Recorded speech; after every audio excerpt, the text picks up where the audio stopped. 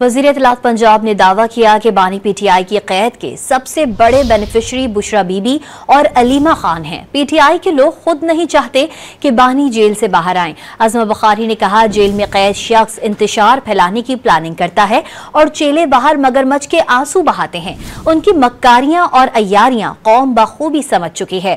कल तक जो सबको कहता था वो किसी को नहीं छोड़ेगा, आज वो सबके पांव पकड़ रहा है।